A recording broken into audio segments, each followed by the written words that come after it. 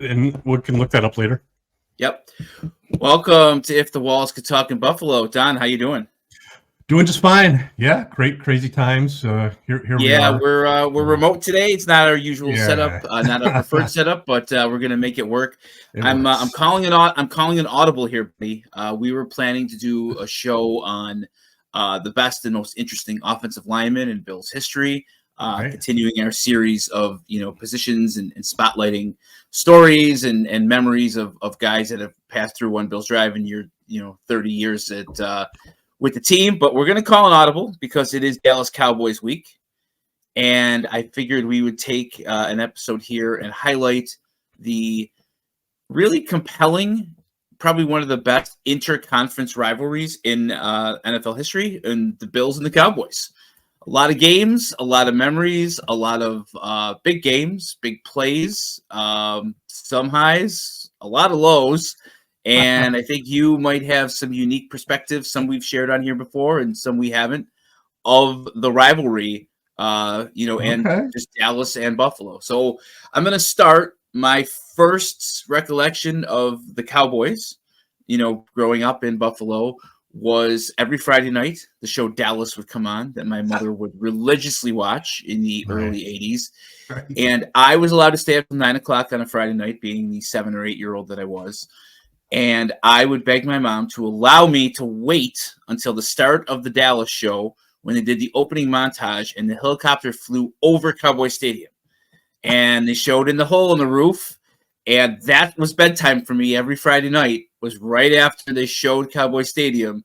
And I got to see the hole that they put in the roof of Cowboy Stadium because God wanted to watch the Cowboys. That was the whole yeah. So the Cowboys were always a big deal, right? They were a big deal when I was a kid. You're a little bit older than me. I'm assuming they were, a big deal. They were always on TV. They were called America's team for reasons I could never really quite figure out.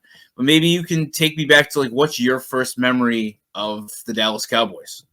Wow. Yeah, this is quite an audible. A lot is flooding to me, and the first of which have anything to do with, like I said, my 27 years at the Bills. They are before that. They are also, in fact, the first football game I ever really, really watched when I was 10 or 11, but it was the Steelers-Cowboys Super Bowl.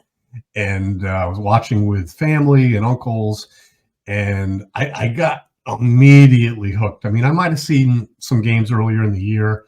My uncles were Giants fans. We had family in the New York City, New Jersey area, so I think I'd been to a Giants game at that point. They were really bad. I want to say Phil Simms was a rookie. I remember my uncle yelling at him, but I remember seeing the Bears, Walter Payton. But more importantly, as they were Giants fans, my two uncles, my dad kind of was too, my grandfather, they'd watch games, of course, NFC East rivals, and it made them insane because every year there was a game where the Giants had the Cowboys on the ropes, and somehow in the last 2 minutes, the Cowboys would get a defensive stop with Randy White or Too Tall Jones, and then Roger Staubach, Tony Dorsett, Drew Pearson would somehow find a way to have some miracle comeback. And I never saw my uncles, one in particular, so mad in my life. They were insane. But then I, was a Steeler fan and, had success and was just kind of lucky. I rooted for them. I liked them. I started following them. But you're right. They were always on TV. And then when I was in high school, living up in the Adirondacks and Speculator, the Cowboys were still America's team. They were still on TV every weekend. They were in the playoffs every year. And I had friends up there because they were on TV that were diehard Giants fans. And there was a game, Bills fans of older than me will remember this, but I want to say it was 1984, and it was one of those just true. I think a 2-14 season. Greg Bell. So friends of mine went to the game. It was an easy ticket, probably the hardest ticket of the year for at Buffalo. But I got to believe that more than half the stadium was Cowboy fans. And somehow the 2-14 Bills, one of their 2 wins that season was against those Cowboys. And I don't know what their record is, but they were still the Cowboys, still playoff team. That's and a great my call. friends were devastated. They were just like, we went all our way, and it was that's a look it great up if call. you want, right? It was November 18th, 1984. The Bills won a stirring 14-3 victory 14-3 at home against the Cowboys. So yeah, I'm glad you shared those. Like, for people younger than us who think, Bills, Cowboys, maybe they remember the Super Bowls, maybe they're younger than that. But it went even deep. It went even, further back than that. And, even somebody like my mom, who was not even, you wouldn't even call her a casual football fan. She was, as basic of a football fan as you could possibly have. She knew who Tom Landry was. She knew the sharp dressed man on the sideline with the hat and the suit and tie. She knew who Roger Staubach was. If you knew anything about the NFL in the 70s and the 80s, you absolutely knew the Dallas Cowboys. You knew the Dallas Cowgirls. They had the most famous cheerleaders. They were the New York Yankees of the NFL, right? Like, they really No, you say right, and then you just keep going as if I was gonna. Yeah, okay, you're right. Most people hated them. Yeah, okay. And if you have some sort of a problem, you would probably root for them, just like the Yankees. It's a very similar dynamic. And the difference is, obviously, the Yankees have had major success in the last, it's been a while since the Yankees have, but the Cowboys famously, really haven't had a lot of success since the mid-90s, and there's still that cachet. It's still a big deal when they come here. We'll talk about a couple of the games when they've come here, as we roll along. So, the idea came to me to kind of do this show and feature this because there's a lot of interesting things about the Cowboys, about the Dallas-Buffalo rivalry. And, your time there starting in 88, they didn't play again until Super Bowl 27. And maybe you could take me back to Super Bowl 27. I know, I'm sorry. That's fine. Like, what was it like? Obviously the game, Michael Jackson, the whole thing. But what was it like playing the Cowboys? It was Jimmy Johnson. It was Jerry Jones, the new owner at the time. It was Troy Aikman, Emmitt Smith, Michael Irvin. Did you have any interaction with, like, the Dallas staff or the team or the players or anything out there in LA? Yeah, not really the staff or even the team, but the fans for sure. It's interesting before that too, because again, I had a lot of friends that were Cowboys fans, but I had one, Paul McDonough. We had him on the show last year. He worked for the Bills a little bit. He was from Tampa. He was actually a very good high school quarterback in Florida, where his top receiver was Alvin Harper. Well, of course, ended up being the number 2 receiver, Cowboys, on the other side of Michael Irvin. But and he liked Alvin Harper a lot, but he could not ever, still to this day, forgive the Cowboys for what they did to Tom Landry. Granted, they had bottomed out, but he just thought that they showed him such disrespect, and so that when even the Cowboys got good within a couple of years, really, with Jerry Jones and Jimmy Johnson, he wanted no part of it. So then, ironically, he was working for us at the Bills, and we were out part of still. I was in the ticket office at the time. It was going to be my last year in the ticket office. I didn't know that yet, but so I was part of the organization, but I kind of didn't know that I would still have a long career there, because I at some point I had to be doing more or do something else there. But naturally we had the game against the Giants that everyone knows about. Wide right should have had it. The Redskins had one of the best teams of all time that year, and Thurman's helmet, blah blah, and bad game. But we were still rolling through the AFC like we talked about to be 9-0 in 4 years in the playoffs, and a team to be reckoned with. And I remember the Cowboys. We had beaten the game we've talked about a lot in Miami. Yep. But we were watching that other game, the Giants and the 49ers. And, Chris Berman always wanted that Giants 49ers Super Bowl. We didn't. we were very afraid of the 49ers. Yeah, And yep. we thought the Cowboys were still young, and they were young. We wanted to play them though. We probably would all even admit that we would have rather have played the Cowboys than the 49ers. And we got them. And so I'm sorry, you're going to say something. Yeah, no. You're right. That was my exact sentiment. You know, that game was the only AFC Championship game that I didn't attend in person because it was on the road.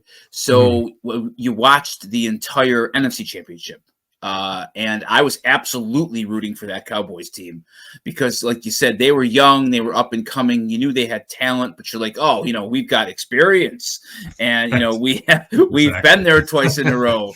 And that game was in San Francisco, and it felt like a pretty big upset that that the Cowboys won that game. And that was the year of the comeback game. That was Frank Reich. That was Team of Destiny. And I'm like, boy, they knocked off the 49ers, who had been, the big bad 49ers for the last 10 years. And I was pretty confident we were going to win that game. Like I really, even though we had lost 2 in a row, it felt like it was their year. Everything after the comeback game, like you had to feel that way, going into the game in Pasadena, right? We did. Interesting things happened in Pasadena. A lot of it that we didn't realize was happening right before our eyes. One of the things was, at that point, again, I was in the ticket office, so I was part of the staff. But when we were in Pasadena, LA, basically, we had a little more free time. I didn't the next year in Atlanta. I was very much part of the operations, but that year I had free time. So we got out and about in town. We had an NFL experience in Pasadena. The weather was nice. But we went on like Rodeo Drive in Hollywood and Vine, and we saw those places. And let me tell you, it was pretty easy to spot fans that were there from Dallas and that we're from Buffalo, ourselves included. We were jeans and t-shirt people, and we were window shopping on Hollywood Avenue. The Cowboy friends were shopping, yes, and coming out with bags of. That's really funny. That's really funny. What was it like? Like, what's the Rose Bowl like? I've asked Marlon on Saturdays with Marlon about, wanting to always, his goal, obviously in college, was to play in the Rose Bowl. One of his biggest regrets is that in his 4 years at Ohio State, they never got there. But the Rose Bowl, in college football is the Mecca. It's the place. It's 5 p.m. on New Year's Day. The sun sets over the mountains, the whole scene, blah, blah, blah, blah, blah. Was it what you expected? Better. It was spectacular. You're right. The mountains, the weather, the palm trees, the sight lines. I wasn't as big a college fan of football as you were, but I still felt that aura that you talked about, where this is a big deal, and it was huge. I always thought time Rich Stadium at 80,000. Rose Bowl was 100. Was it 100? Yeah, almost. And there's no upper deck, right? It's one big bowl. Oh yeah. Oh, it was unbelievable. And then halftime was Michael Jackson. He was on stage, and I couldn't enjoy a single second of it because we were down 2 touchdowns, and we had injuries and offensive linemen. It was just like, come on. But I didn't give up. Jim Kelly was out. But I remember it was pretty cool because all of a sudden there was this giant explosion on stage on purpose, smoke. And then all of a sudden you look and there was Michael Jackson up on the top of the stadium, a body double, obviously. But it was like, wow, this is really Hollywood-esque. I hate watched that. You were right. At halftime, you were so sick, like almost physically ill about how that first half went, being up 7-0 and Steve Tasker blocking the punt. And I'll always remember from that game, the starting lineups, and Marv came out of the tunnel and he ran out of the tunnel. And he was fired up. And I can remember sitting in my living room. It gives me goosebumps right now. And I'm like, we are winning the fucking Super Bowl today. Like, I was utterly convinced of it. I was convinced of it. And everything had led up to that. And you blocked the punt, up 7-0. Here we go. And man, did it all just fall apart quickly. And my dislike of the Cowboys, and then for me, my dad being a huge Notre Dame fan and the Touchdown Jesus mural behind me, the coach of the Cowboys at the time was the hated in my house Jimmy Johnson, who had been the coach of the Miami Hurricanes and did the unforgivable thing of running up the score against Notre Dame in the 80s, to where my dad would just, every time the man was on the TV screen, would say, for my dad, the most just the worst things possible. So the fact that Jimmy Johnson was there, like you said, they did Tom Landry wrong. They were an easy villain, right? Jerry Jones still is a villain, but was an easy villain even back then. Like there was a lot to dislike. Michael Irvin was really flashy. He went to Miami as well. Yeah. Like there was a lot. Aikman was the golden boy, right? Yes, UCLA, all that. And then obviously, we've had Don Beebe on the program, the whole thing with Leon Lett. And, the hatred of the Cowboys was always kind of simmering inside of people around here. Because it's kind of like the Bills Miami, right? Dallas and Buffalo were so different. Everything about the two towns, the fan bases, everything was different. It was. And another thing about that game in Pasadena, I remember, you recall Marv running out of the tunnel.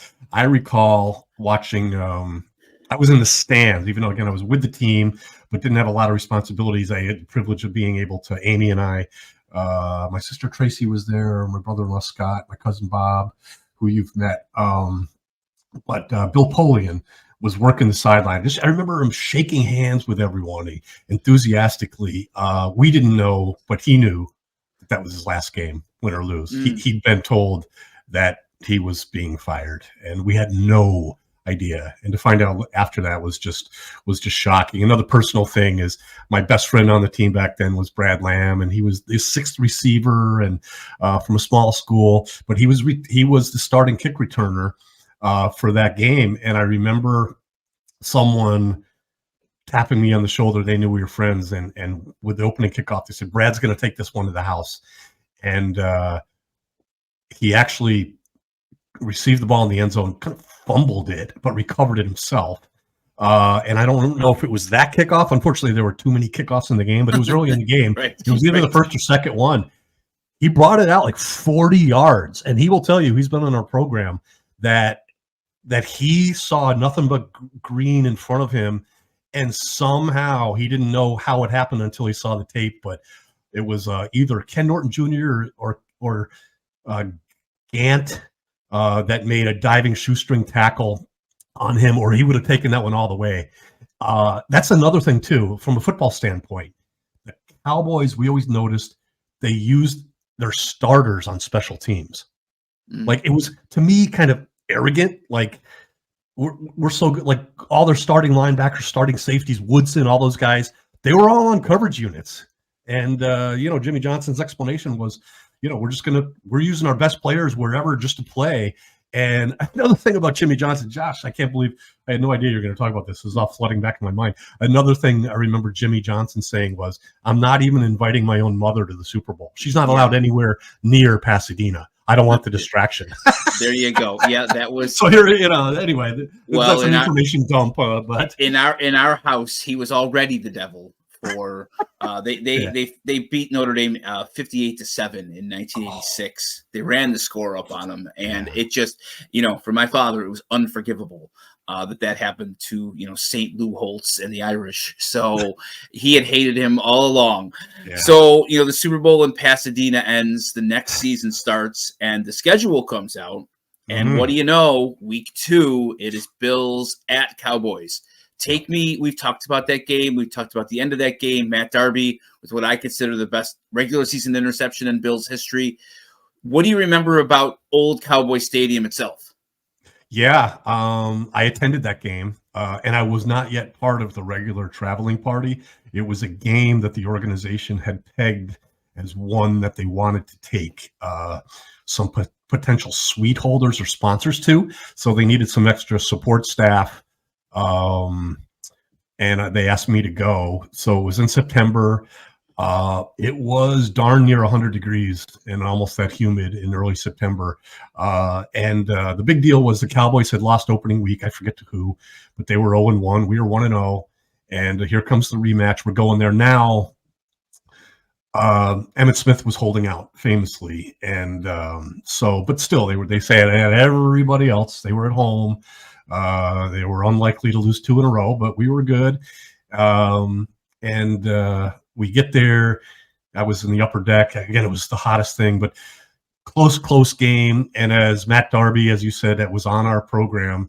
I was fascinated by how well he remembered that play, where he said, he had studied film. He knew that Aikman liked to go to Novacek in those situations, even though it was going to be like 30 yards downfield. So Matt Darby actually said that he was on Novacek, but actually baited Aikman into throwing that ball, like played off of him enough that he wanted him to throw it to him and timed it. And, there was another player involved. I forget who it was, but they hit him and the ball went up in the air and Darby laid out, dove. It was a clean catch and tremendous. Oh, exciting. We're 2-0. They're 0-2. I didn't know till later, when it was on TV that the cameras were on Jerry Jones, who had gone down to the sideline to watch that and watch his disappointment. It was amazing. So you might remember that. Absolutely. He was in the tunnel, and then he walked forward on the throw, and then the walk of shame back through the tunnel, up back to his lair. What was Old Cowboy Stadium like? It was not what I would have expected. It was a little bit underwhelming, unlike the Rose Bowl, that in my view overperformed my expectations. This underperformed a little bit. It was a little tired of a place.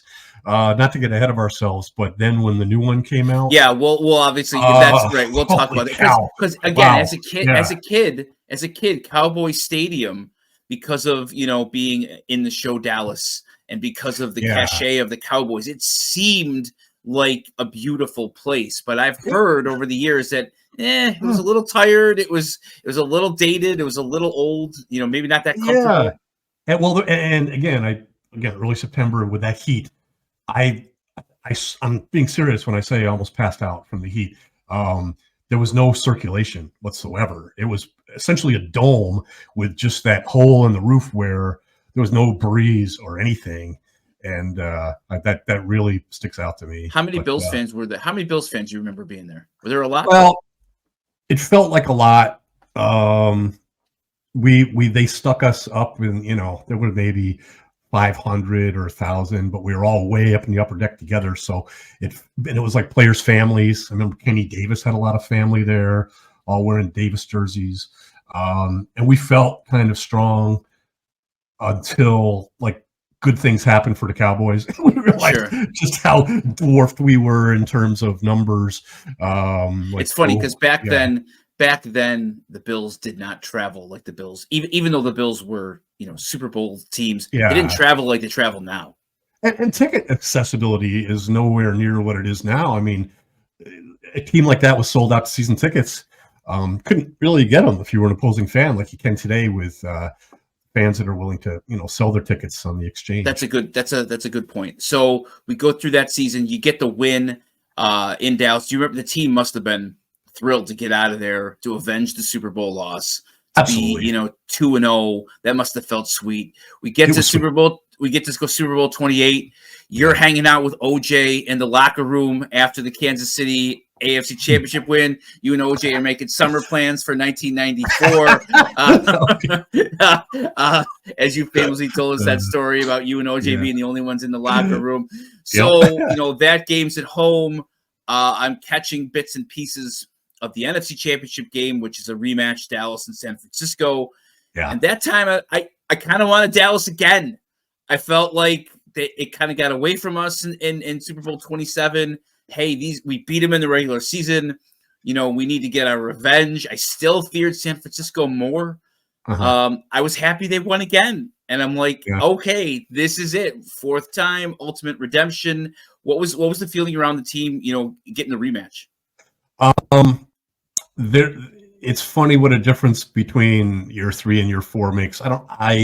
I felt like there was less of a focus on the opponent and more of a focus on, the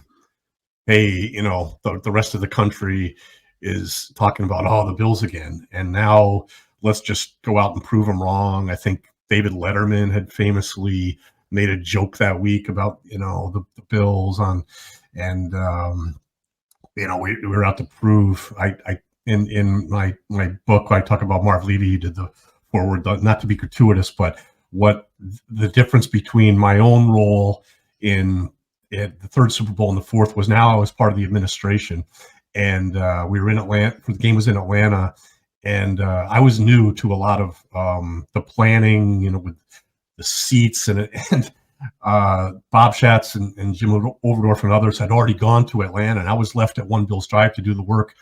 And John Butler came to my office a couple days before we left and said, "Hey, all the players are wondering what they do with their luggage tomorrow."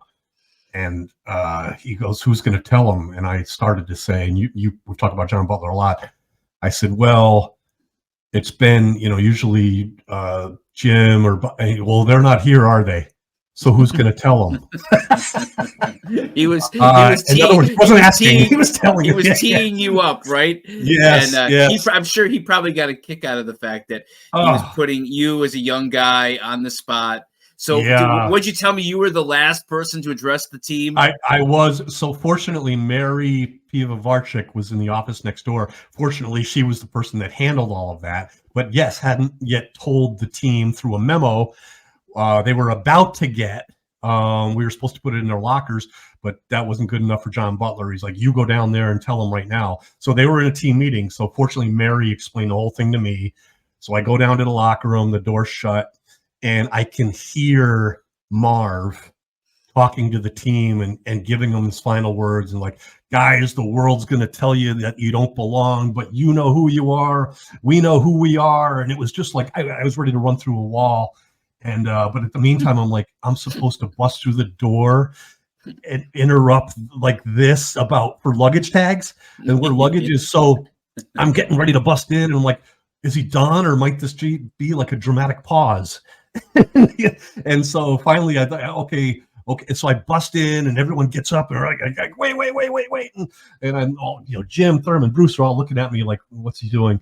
And I'm like, I'm here to tell you, luggage is supposed to go down by the visitors' locker room tomorrow at blah, blah, blah, blah.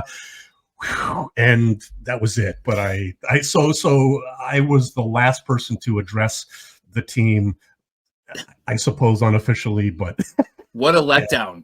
What a letdown, right? Going from the Hall of Famer Marv Levy to Don Purdy, luggage assistant. That's amazing, and you're a good sport to tell that story the way you do. It's a great story. So you get to Atlanta, you have a bunch of home movies from there. Right. Was it the same kind of vibe with the Dallas fans? Was the team confident? You're right, but the difference between the third and the fourth, they were a punchline by the fourth Super Bowl. Yeah. So the whole national narrative is, the Bills again, blah, blah, blah. And it almost felt like the Cowboys were almost like somehow an afterthought in that game to the whole narrative of the Buffalo Bills, losers, all that.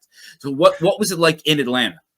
It was much less flashy. I guess I didn't do as much in Atlanta because I had more actual work to do. So I was in a makeshift office in the hotel.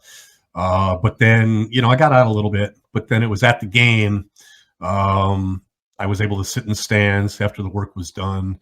And I remember it's like other NFL coaches were like in our row. Like one of the Shulas was in our row. And I was like, oh, okay. But I was sick at halftime for the opposite reason that I was in the other one. And that's the fact that we were sitting on a 7-point lead, and could we hold it? I mean, could we, Sure. Bill Brooks, who we had on the program, was playing a heck of a game. Jim Kelly looked good. I think it was 13-6. Steve Christie kicked a very long field goal. I think he told you when we had him on that was like a highlight of his career, even though we lost the game. Spoiler alert. But sure enough, first series of the second half. Yep. Big turnover. It's a play I've never watched again. I haven't either. I know it. I remember it. James Washington weaving through like 38 guys on the field to score. Parker, yeah. And as a fan, as a senior in high school, it felt like the game was over right there. Even though it was And tied. yeah, but it felt like the game was over. It did. Oh, It did. oh God, here we go again. Yeah. And then I just remember they just bullied us for the rest of the game. It was Emmitt Smith right, Emmitt Smith left, and the air went out of the balloon. It had to have in the stadium too, right? Yeah, it was. You're right. Second half was like Emmitt Smith was getting 7 yards of carry like clockwork. And I think we lost. Did Phil Hansen go down? I think we lost a defensive lineman or two, which didn't help. You just can't, you never know how that changes anything, but it certainly didn't help. But yeah, and then methodically, it wasn't like a crazy blowout. It wasn't like 30-13, but it was like another couple touchdowns, and we didn't score again. And just a real disappointment. I heard Michael Irvin since has talked about that game, and like he was losing his mind at halftime because he was scared. He didn't like the way the game was going. But anyway, they turned it around with that. Yeah. Take me to after the game. We've talked about the Super Bowl parties in the past, and it's something that I'm fascinated by because those must have been just epic scenes, like the end of Brewster's Millions when he spent all the money, and they're tearing everything down, and it's just like the most sad. It's just the most sad thing ever. That fourth Super Bowl party, it had to be grim. It was brutal. I've said before, the first one after the Giants game, you wouldn't have known whether we won or lost. It was a celebration. We knew we were going back. The second, third, and fourth were exactly as grim as you just described. You felt an obligation to go. You had to change into a suit. Both parties were set up as victory parties, but can only be one. And you went. There was, unbelievable spread of food with pasta bars and shrimp cocktails. And what time is this game? What time is this party? Oh, it was like started at midnight. It's midnight or 11, right? Yeah, but this you just a funeral. I guess maybe that's a little strong way to describe it, but not far off. How long did you stay? Oh man, maybe an hour. Maybe an hour. Although, like the first one in Tampa, I think I was up till we were all there till like 4 a.m. Yeah. And were there people? Obviously, you don't have to name names. Were there people just bombed? Oh yeah, for all the wrong reasons. Players? Yeah. Really? Yeah. I mean, they had nothing to do the next day. What time did you leave? What time would you leave Atlanta then the next day? What time the plane? Like 11 in the morning. I remember Bruce Smith was sitting in the row across from me, and he had his head sleeping so hard that he had his head on the lap of one of our older secretaries. It was either Nina or Nancy. Like they put the armrest down, and he was there, and they were just like shrugging their shoulders, like, "Oh well." Wow. Yeah. Wow. God. I mean, imagine. It's too bad you don't have a home video of one of those Super Bowl parties, because I think people would really just enjoy the scene. Oh, enjoy is probably the wrong word, but just the scene of it, and it's kind of just like you said, a funeral vibe. And just what a weird experience for you to be at, where you're in this amazing venue with an amazing spread and Hall of Famers and all of these things, and it's just awful. Like, just that's awful. Josh. You understand. You and I've talked about this a lot, but when you're part of the organization, you can have all of that, and can be memorable, but it's all about winning. You know what I mean? Absolutely. It's all about winning. Absolutely. It means nothing if you don't win. Right. And then you feel it feels worse because you're in these environments, or you're in these places where you should be having a great time, or the world is your oyster, and it's bad. What would do you ever know what would have happened if you guys would have won the Super Bowl? Like, let's say in Atlanta, what would your personal reward have been? Well, we all got playoff bonuses, which we very much got used to, and they were just making the Super Bowl about a third of our salaries, and winning it would have been double that. It would have been a check in the amount of about 2/3 of our salaries. And Mr. Wilson had said that had we won that fourth one, he was going to take the entire organization to Hawaii for a week to present us our rings. So And back then, you would have gotten a full Super Bowl ring, right? Like I know now, Oh yeah, there's kind of like a staff ring and a player ring. I mean, you have 4 AFC Championship rings, which are lovely. But you would have gotten a Super Bowl ring on par with Jim Kelly, Thurman Thomas, Bruce Smith, Andre Reed. I would have that year. I wouldn't have the first 3, but the fourth year I was there, I was part of the administration. Yeah, and 2/3 of your salary in 1993, when you were not pulling in the big bucks like you did as the director of football administration. I mean, just, and obviously the players care and all that, but for guys like you, what a crusher. I mean, you're talking $20,000 and a Super Bowl ring. That's a big deal. Yeah, it's funny. Like we've had Woody Ribbick and guys like that, and like they would be like, I just put it in a swimming pool. I just put it in an addition. I just bought a new house. I mean, they were buying things. When I went to after my career was over and I was with a startup company, and one of the first teams that we did business with was the Eagles, and so I went there a few times, and we had some former Bills staff that went to the Eagles. Paul Lancaster, my friend, the player engagement director, and Casey Weidel, who was in the video department, but ended up going to the Eagles to be head of their scouting department, coordinator. And so when I went there, I spent the day in their facility with Casey and other people, and Dom DeSantro. Oh, okay, Big Dom. Yeah, good. Big Dom. Yeah. He asked me to sit on his lap, actually, but I didn't do it. I was just kidding. He was a trip. But anyway, I couldn't believe when I saw that on TV. But we get to the parking lot because we're going to go out to eat. And I'm like, wow, Casey, is this a company vehicle? And he goes, thank you, Nick Foles. And I'm like, this is Nick Foles' vehicle? Wow. And he goes, no, but I was able to afford this vehicle thanks to Nick Foles. So that's still so from what you know, that's still a thing in the NFL. Like when the Eagles won the Super Bowl, your friend there got whatever portion of his salary or whatever, a large chunk of money as a bonus. Exactly. Now, did he get a? That was a long way of telling it. I'm sorry, but no. It was a better way. Did he get a Super Bowl ring too? Oh yeah. Oh my gosh, yeah. Yeah, he did. Paul did. He brought it to the house one day, and they described how they got it. It wasn't in Hawaii, but it was pretty amazing how they did it in Philadelphia. Boy, that trip to Hawaii would have been something, huh? That would have been the opposite of the 4th Super Bowl party. Wow, that would have been a scene. That would have been an all-timer. And for people listening, I just.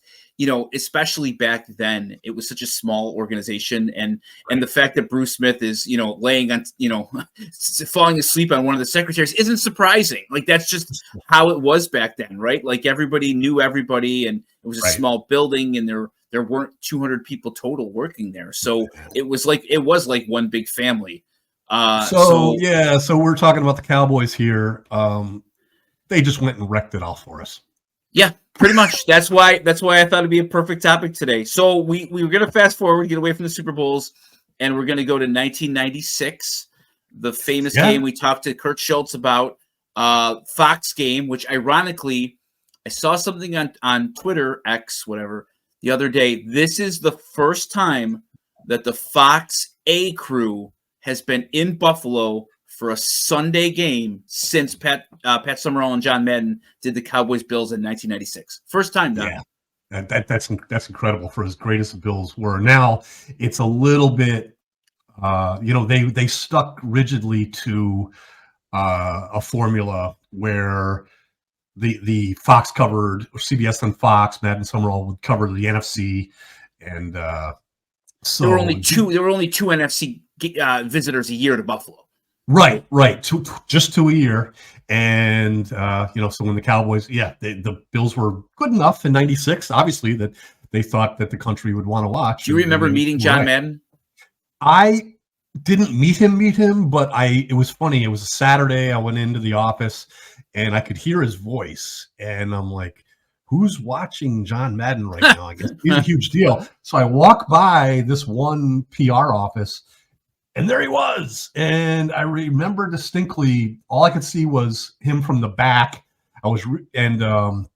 He was big, like wide. He was wearing a striped shirt. And I couldn't believe how wide and big he was. But to hear his voice was just so iconic. I never talked to him that weekend, but I did, You I you didn't weren't walk by, making and there he you weren't was. making summer plans with him like you were your buddy OJ back in the. No, You learned oh, your lesson with celebrity yeah. announcers. Did it's funny back then. I remember when I started there, it was kind of unspoken that you would never ask a guy like that for an autograph or a Right. picture, unless it's Jerry Rice, of course, and you work in the merchandise department. Oh my gosh. But yeah, but like that was just kind of an unwritten rule, right? It Like when wasn't somebody, us. no, By the way, when it somebody, was a colleague of ours that got reamed right, out for it. Yeah, right. Okay. absolutely. But right, like that was kind of the thing back then. Like you knew if a big national guy like John Madden came Mhm. to the building that it wasn't, hey, let's get an autograph time or let's get a picture. Like you wouldn't go up to him, Mr. Madden, can I have your autograph? Anything like that, right? No, I did twice. I think, if I remember, Chris Berman came in the first time. That was a huge deal. Scott Birchgold and Chris Berman had become good friends, like really good friends. Like they were at each other's weddings, and so Scott said, "Hey, I'm going to bring Chris Berman by." Well, when And you're Chris Berman's cab driver, you're going to become his friend, right? yeah, right. We were thrilled, and I remember that we had these football cards. One year they did announcers. It was Pro Set, and I had a good friend of mine, Larry Page, and for some reason I thought, I'm going to ask him to sign this card. And I said, Chris Berman, great to meet you. I said, hey, would you sign this card for my friend Larry? He goes, yeah, what's his last name? It's Page. He goes, all right, here we go. To Larry, turn the page. Like, boom, just like that. Like he came up with a nickname, and I gave it to Larry. I'm like, this is, he came back quite a bit, Chris Berman. The only other time I asked, I did not realize I was going to be with the Bills all those years. I thought it was my last year there. I think my first or second year, and Joe Namath was in the building, and I asked him to sign something for my mother. I said, hey, would you just sign this autograph for my mother? Sure. How is she, by the way? Thank God, knowing your mom like I do, thank God she wasn't there, because she might have asked Joe Namath to kiss her, knowing how your mom is. Your mom, and I'm sure she might hear this, and I'm not going to back down from that statement. I would have felt bad for Joe Namath that day if your mom was there.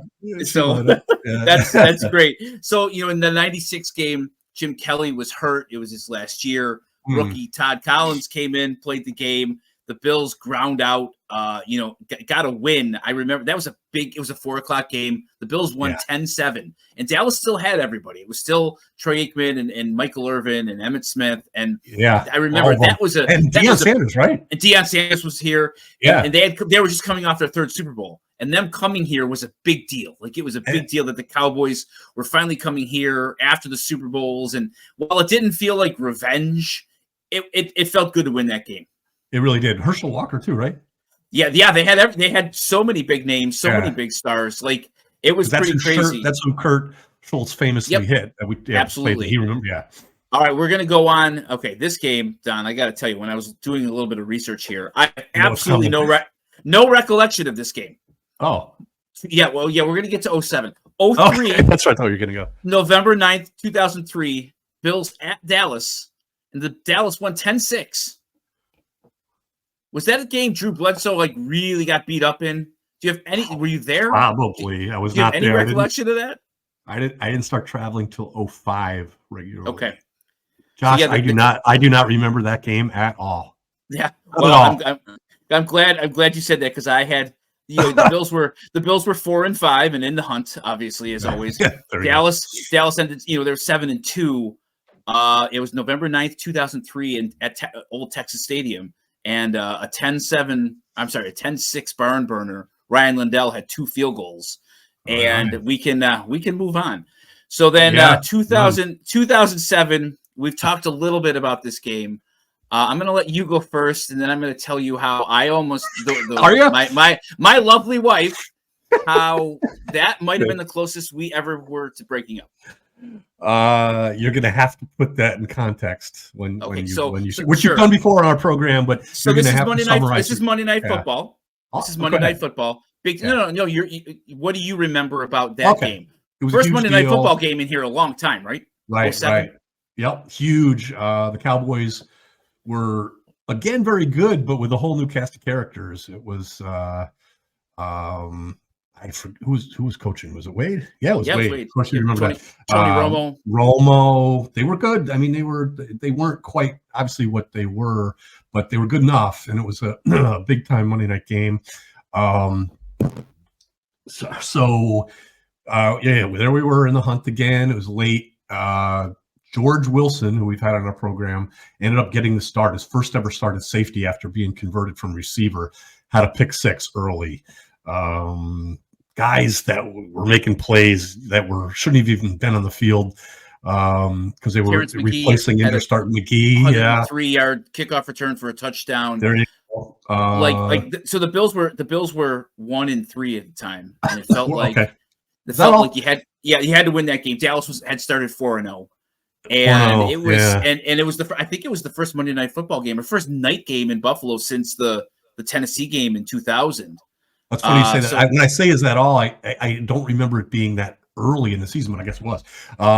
Yeah, guys like Keith Ellison and John DeGiorgio were making plays. Chris Kelsey had a tipped ball, kind of like the old Carlton Bailey play, caught it, scored. We were scoring in really fluky ways, but still winning the game.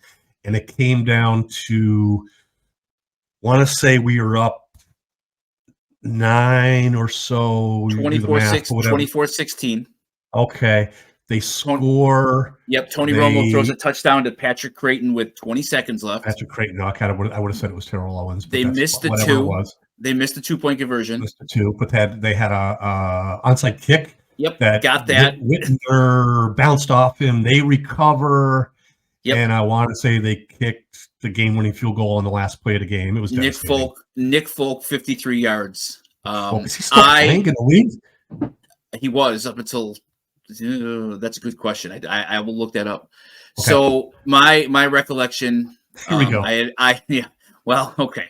So I was too much information. I was newly divorced, and I had met a Buffalo girl here, and we had started dating. And I made the mistake of having a Monday Night Football party, and her parents came over. What was I thinking? Her parents came over. We had some of my friends over, and for me personally, this was almost like this weird like Super Bowl for me because Coach Wade had gotten a head coaching job again, and I was still under this like 1% delusion that he's going to call me one day and have me come work for the Cowboys. So it was his first year. I wanted them to win. It was like this personal thing for me at that point where I, really didn't care for the football team. And I wanted Wade to come back to Buffalo and beat them and all of this. So I got myself all worked up and all wrapped up into this game, had probably one too many beverages, and her parents were there, and they didn't really understand my history with the team and couldn't quite figure out why I was rooting so hard for the Cowboys. It got to the point where I had to come down here into my basement and watch the game down here while everybody else was upstairs because I was the only person cheering for the Cowboys. And I mean, I'll have to say I didn't take winning very well. I was just in a different place in my my football journey. So after the game, she looked at me. She's like, sometimes you can be a real asshole, and it was fair. It was a fair criticism, and I said, this is about stuff that happened before us, and I was just so emotionally wrapped up in that game, and it's amazing the passion that football can bring out in a person. And I was so overjoyed when the Cowboys won, the way they won, seeing Wade, get revenge on Ralph and all this crazy stuff that in the grand scheme of things means absolutely nothing. But it was, are there friends of yours maybe right now? I'm sure to your closest friends, I sure have heard this. We've talked about it a lot. I think maybe this is the first time we've ever talked about it on our podcast. But are there any possible friends at certain levels, circles that might be hearing this for the first time? Absolutely. Yes, because I've met a number of people since. I've even met a couple people over the last couple of years who now only know me as a Bills fan, and a guy who has a Bills podcast and wears a Bruce Smith jersey, and yay Bills, it's like, yeah. And I don't ever go into the story. I'm loath to talk to anybody who I don't know, and tell them that I worked at the Bills. My boys are 11 years old and in 6th grade. So you're always meeting parents of their friends and, oh, hey, what do you do? And, I get a lot of, oh, my son says that you have a Bills podcast, kind of quizzically, like, maybe one of my boys is making it up. And, why do you have a Bills podcast? And I just really kind of downplay it. And I, hey, it's called If the Walls Could Talk to Buffalo. You should check it out sometime. But yeah, there will be people who hear this for the first time. And I was running around this basement, Don, when they kicked that field goal. And it was probably the biggest regular season game for me until maybe 2019. For the opposite reason. Yes, for the opposite reasons. Yes, and it's funny how it's a testament to how much I love my wife that we had only been dating for like 4 months. It could have been a deal breaker, but it really, and I mean, frankly, looking back at it now, I wouldn't have blamed her. We've been dating 4 months, and I went from that, and I've talked about this before, all the way to New Year's Eve, 2017 into 2018, and seeing her in tears when Tyler Boyd scored. So that the Bills would make the playoffs, and all the games that she sat through, and all of the 6-10 and the 7-9, and why on earth are you watching this game?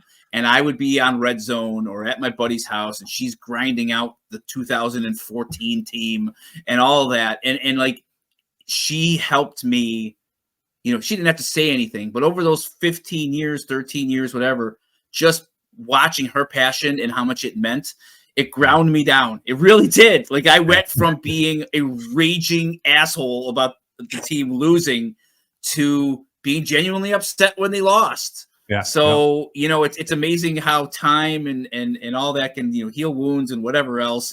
But that was the high point of my hate watching the Buffalo Bills.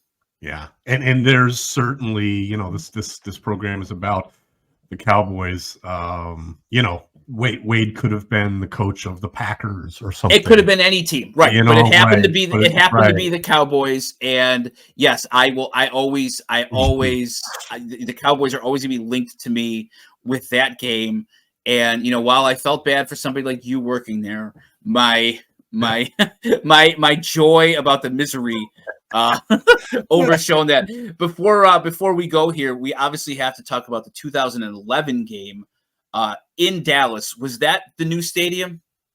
Yeah. I need to know about that stadium. Wow.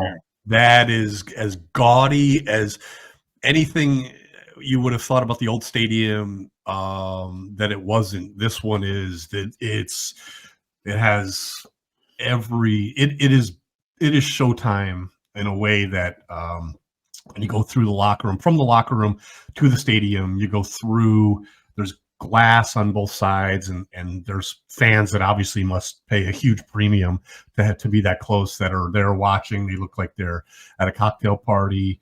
The stadium is enormous, and there's these cowboy cheerleader type girls dancing around a pole. I know that sounds, but it's not as, they understand it's still a family atmosphere, but it's just like a little over the top. But the 2011 game, that started off being a good season. I think we were 5-2 or whatever, and then the wheels came off that year. It was injuries. Fred Jackson might have ended up being the league MVP that year, the way he was going with all-purpose yardage. He goes down for the year. Eric Wood goes down for the year. Probably the most memorable part of the game was David Nelson, a receiver, had caught the game winner in week 2 against the Raiders. Was from Dallas, and his fiance was a Cowboy cheerleader. So he scores a touchdown that game, keeps the ball, runs to the Cowboy cheerleaders, gives her the ball. And of course, everyone, but we ended up losing by a couple, 2-3 touchdowns anyway. 44-7. 44-7. Okay. It was worse blowout than I even remember. Right. No, that's the only okay. touchdown. Yeah. But it's the only touchdown. It was November 13th, 2011. Okay. What hits me about the box score, 85,000 people. Oh my gosh. Yeah. It was a full house. Not many Bills fans. Were you able to see like behind the scenes, like being, a staff member for the road team? Like, what was the visiting locker room like? Like, what was it?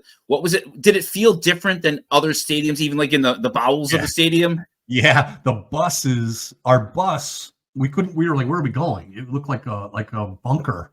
But they drove us. The stadium was so big that the bus, usually when we get there, it drops us off right at the base of the locker room area. We get out and fans can kind of see us, similar to the Bill Stadium. But this one, we drove. The bus was easily like 2 lanes of a road that took us all the way to the other side of the stadium to a locker room. We just got out and walked into it.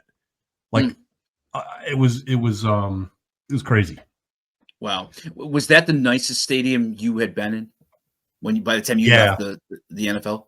Yeah. The new MetLife Stadium, it's not so new now, but that one's right up there too. That's a beautiful stadium, maybe my favorite. But the Cowboy Stadium was the nicest up until that point. Yeah, for sure. That's one I feel like is on the bucket list, right? Like Lambeau there, probably SoFi Stadium now in LA. Those are the ones that I think if you're an NFL fan and you have the means to travel and you want to do a stadium tour, those feel like the 3 that you got to see. Yeah. In LA, last time I was there, I was at the old Coliseum, which was tough. So I haven't seen that. So I haven't seen the new one because it was just the way the timing was. But yeah, sure. All right, one more game here before we wrap it up. 2015, another one that I have no memory of. In Buffalo on December 27th, 2015, another one of those playing out the string for the Bills. You moved to 7-8, and you got a 16-6 victory. Carlos Williams had the only touchdown of the game. Oh, I'm sorry. And then Mike Gillislee. Any memories of that game? Not really of that game, but I remember Mike Gillislee was a shockingly good player. Like, we brought him in because 2 other guys got hurt. Who was this guy? And he was just scoring touchdowns left and right. And but he was a member of the Yonel Jourdain training camp All-Stars. Right, the third running back on the team is always, the greatest player in the history of the league. Yeah, wow, so that was out of nowhere. I don't remember I do remember the game, but it wasn't meaningful enough to like. The Cowboys were 4-11, and so it's amazing if you realize that's the last time they were here in Buffalo was December 27th, 2015, and it was a 6-8 Bills team against a 4-10 Dallas team. So as nondescript as it gets, for any Cowboy game, it's probably one of the more nondescript Cowboy games in their history. If you think about it, late December in Buffalo, and you compare it to what's coming Sunday. Here we go. How high profile it is. The Fox crew is going to be here. I'm really looking forward to this. The season feels like it got kind of jarred back to life on Sunday. And you got to kind of mention before we leave here, I saw a tweet from Nate Geary, and you had texted me earlier in the day about Frank Wycheck, tragically passing away, and pretty incredible. And you wonder if Travis Kelce did that on purpose. I know the play didn't count. Famously, Kadarius Toney's offside, but man, is that a coincidence that the tight end for the Chiefs on the day that Frank Wycheck passes away attempts a lateral like that late in the game to beat the Bills? I thought of that too, and I thought, how nostalgic would Kelce have to be to force? Now, it didn't look forced. It was a beautiful play. Like, it made sense. Like, where he was, the only thing that was a little risky for him was, as he caught the ball and a defender was approaching him, being a right-handed thrower. That ball. Yeah, Cam Lewis almost got it. Yeah. All he had to do was flex his arm a little bit, and he, it was that close to happening, and it didn't. And it turned out to be a beautiful play. Again, of course, he was offsides. He was, no matter what anyone says. But it was eerily similar. And then during that game, you're right. They said Frank Wycheck, who is most famously known for his lateral. It feels too much of a coincidence, and I feel Travis Kelce's, an aware enough guy that I feel like he probably knew that Frank Wycheck passed away. And if you knew that Frank Wycheck passed away, you probably know what Frank Wycheck is famous for. You know, like anybody who follows the league and you ever hear the name Frank Wycheck, I don't feel like that's just a Buffalo thing. Like, I think nationally, you know the Music City Miracle, you know he was a tight end, and you know the name Frank Wycheck. I feel like you were there, Josh, and you have I was there. Yeah, and you nicely passed your condolences on to me that morning, which I sincerely. Thanks for covering me here. I got a little sincerely bit, no. I sincerely appreciated that. I guess, and I guess just let the fans connect the dots. I pointed out it was my birthday. Two things, that it was your birthday and Frank Wycheck. I'll just leave it at that. Yes. So I find it ironic, and I always like to kind of find, storylines and connecting things. And sometimes, I'm like Russell Crowe in Beautiful Mind, where I'm looking for patterns and things that happen that don't exist. But it's kind of ironic that the Bills season came back to life when they called a penalty on a lateral that was a touchdown. Yeah, right. And it wasn't the lateral itself that was the penalty. Right. It was. But I just find it interesting that finally we got a call on a play, because if that would have ended the Bills season, that would have been just awful. I mean, in so many ways, but the it's like the ultimate thumb to the eye there. If it gets ended on that the day, and no one knew. Like, as soon as the play happened, you saw the flag in the screen, but. It was a coin flip as to whether it was either you lining up offsides or the Bills were offsides, right? Yep. Yeah. I thought it was a free play. That's how I thought he did it. I thought he did it because he knew it was a free play. Yeah, that makes sense, because there was still a minute left. It wasn't necessarily a desperation play at all. They still had over a minute, and they were near midfield. And it was 2nd and 10. So I felt like we had to kind of touch on that a little bit. And if the Bills go on a run now, and it all started from a lateral being taken back in the last minute of a huge game. Just there's some irony there, and you wonder if maybe maybe now it starts breaking their way. Well, yeah, and the law of averages would suggest that the Bills could use that kind of serendipity. So let's build on it, right? Yes, let's do that. Hopefully everybody enjoyed our episode. Please like and subscribe. We're going to be back next week together. We're going to have a blowout episode on the best offensive lineman in Bills history. Maybe at some point, John Fina will join us after a year of courting and promising. We had Big Jerry Ostrowski was generous enough with his time with Marlon and I to talk about the state of college football, and his son, who's a real bang-up player at the University of Tulsa. So we had him on. John Fina's son, Bruno, is actually starting in the bowl game this weekend for UCLA. All right. So we're going to talk about the best lineman in Bills history, and unless we get a commitment from Mr. Fina in the next week or so, we're going to omit him from the episode. Well, I recently met someone that might be able to work. She claimed that she could work on our behalf. There you go. Well, you put your contacts to work, buddy. We'll see everybody next week. All right. Sounds good. Take care.